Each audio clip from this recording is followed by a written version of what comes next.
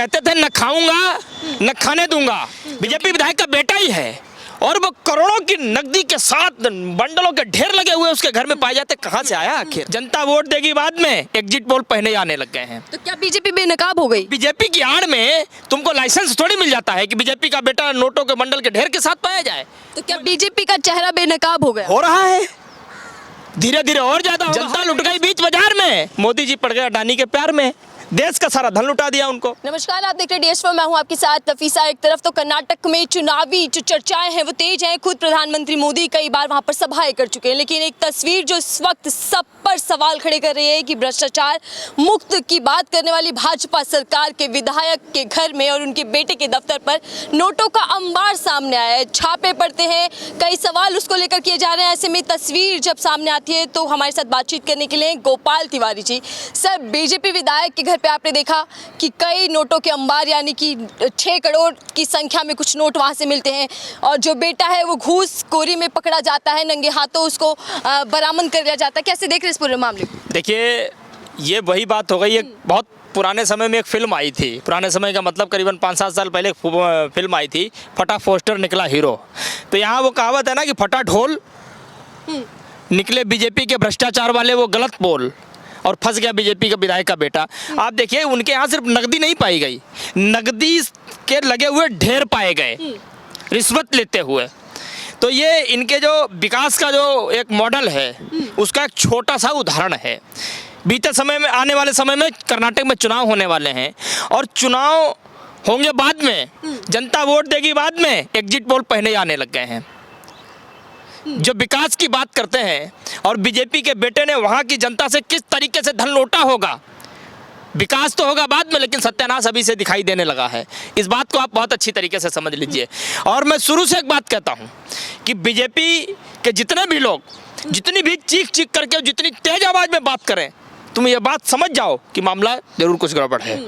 क्योंकि गरजने वाले बरसते नहीं और बरसने वाले गरजते नहीं। जो काम करता है वो कहता नहीं है चीख चीख करके, और जो चीख चीख करके कहे अर्थात वो काम करता नहीं है। और उसका छोटा सा उदाहरण बीजेपी विधायक का बेटा नोटों के ढेर के साथ पाया गया, करोड़ों की संख्या में। आखिर कहां से, आखिर कहां से प्रधानमंत्री जी? सर, तो लेकिन चुनाव भी नजदीक है, ऐसे में क्या फर्क पड़ने वाला है? क्या प्रभाव आप देख पा रहे हैं इस चुनाव? देखिए, प्रभाव तो पड़ेगा। कर्नाटक की जनता मूर्ख तो है नहीं, वो देख तो रही है कि हमारा बेटा कमाने जाता है तो महीने के लास्ट में उसको बड़ी मशक्कत करने के बाद में 15-20 हज़ार रुपये कमा पाता है, जिससे हमारे घर का खर्च चलता है। और एक खाली विधायक का बेटा, यही उसका जीवन की उपलब्धि है, इससे बड़ी कोई उपलब्धि नहीं उसके जीवन में।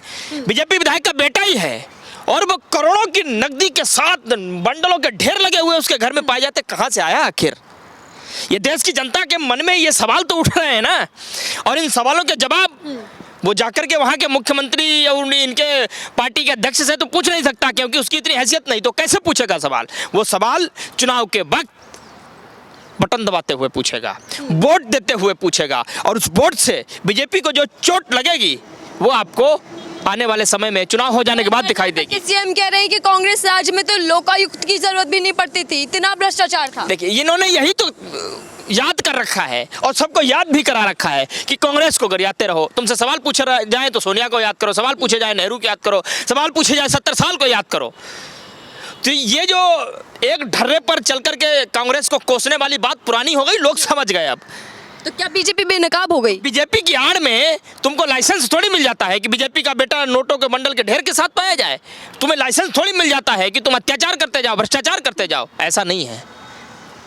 तो क्या बीजेपी का चेहरा बेनकाब हो गया? हो रहा है, धीरे धीरे और ज्यादा होगा। हर जगह से हो रहा है। क्या उत्तर प्रदेश, क्या मध्य प्रदेश, हर जगह से हो रहा है। अभी बीते समय में 2 दिन पहले की बात है, बताइए कि जब आपके विधानसभा में खड़े होकर के कोई विधायक आपसे सवाल पूछ ले तब आप उसका निलंबन कर देते हो। लोकतंत्र की सरेआम कैसे हत्या की जाती है, बीजेपी उसका सबसे बड़ा उदाहरण है। लोकतंत्र की मर्यादा तार तार कैसे की जाती है, मध्य प्रदेश सरकार सबसे बड़ा उदाहरण है उसका। लेकिन बीजेपी तो सब भ्रष्टाचार मुक्त की बात करती है। खुद प्रधानमंत्री बोलते हैं कि मेरे जो कार्यकाल रहा है उसमें भ्रष्टाचार को मैंने खत्म कर दिया, लगाम लगा दी उस पे। तो बीजेपी भ्रष्टाचार मुक्त, बीजेपी विधायक का करोड़ों के बंडलों के साथ युक्त, यही है बीजेपी का विकास वाला जो है सपू का है, आप समझ लीजिए। वो भ्रष्टाचार मुक्त की बात करते हैं, बीजेपी उनका नोटों के साथ युक्त पाया जाता है। तो कौन से भ्रष्टाचार मुक्त की बात करते हैं भाई? कौन से भ्रष्टाचार मुक्त की? मोदी जी तो कहते थे कि ना खाऊंगा ना खाने दूंगा। हाँ, तो वो कहते थे न खाऊंगा न खाने दूंगा, क्योंकि मैं खाऊंगा और अडानी को खिलाऊंगा। बात वो एकदम सही कहते थे, लेकिन उसके पीछे अर्थ क्या निकालेंगे आगे चल करके बेचारी जनता कहाँ समझ पाई? जनता लुट गई बीच बाजार में, जनता लुट गई बीच बाजार में। मोदी जी पड़ गए अडानी के प्यार में, देश का सारा धन लुटा दिया उनको। जिस अडानी को देख करके मोदी के चेहरे पर चमक आती थी, कभी अडानी पर जब सवाल पूछे गए तो उनकी चेहरे की रंगत बदल गई, होश उड़ गए। पूरी सरकार को, पूरी ट्रोल आर्मी को अडानी के उसमें उतार दिया कि बचाओ बचाओ बचाओ। हमारे सबसे गहरे अजीज मित्र के ऊपर आज सवाल पूछे गए, तो ये है, आप समझिए। लेकिन एक तरफ तो सरकार बात कर रही है कि हम विकसित देश होने वाले हैं, दूसरी तरफ भ्रष्टाचार पे लगाम नहीं लग पा रहा। ये असल में उस शब्द को, उस ढर्रे को छोड़ रहे हैं। मैं कह तो रहा हूँ ना, बीजेपी 2047 तक के नए नए सपने दिखाने लग गई है। 2047, देखिए 8 साल में इन्होंने तमाम लोग जिनको इस हिंदुस्तान का पैसा अनाप शनाप तरीके से लुटाया, उन्हें देश से भगा दिया। कई सारे लोग भागे, विजय माल्या, मेहुल चोकसी, ललित मोदी समेत कई लोग। अब अडानी को तैयार किया, 2047 तक न जाने कितने इसे अडानी तैयार करेंगे। और वापस आज़ादी से पहले हिंदुस्तान जिस तरीके से संघर्ष कर रहा था अपने हिंदुस्तान की आज़ादी, अपनी सरजमी को जुटाने के लिए, अपने हिस्से में लेने के लिए, फिर वो उसी तरीके से संघर्ष करेगा 2047 तक। और जो है न खाऊंगा न खाने दूंगा, ये तमाम तरीके के झूठे वादों में फिर से हिंदुस्तान की जनता को फंसाने की कोशिश कर रहे हैं। लेकिन अब जनता समझ चुकी है, न खाऊंगा न खाने दूंगा, सिर्फ मैं खाऊंगा और अडानी को खिलाऊंगा। ये जनता बहुत अच्छी तरीके से समझ गई। चलिए ठीक है, बहुत बहुत धन्यवाद हमसे बातचीत करने के लिए गोपाल जी।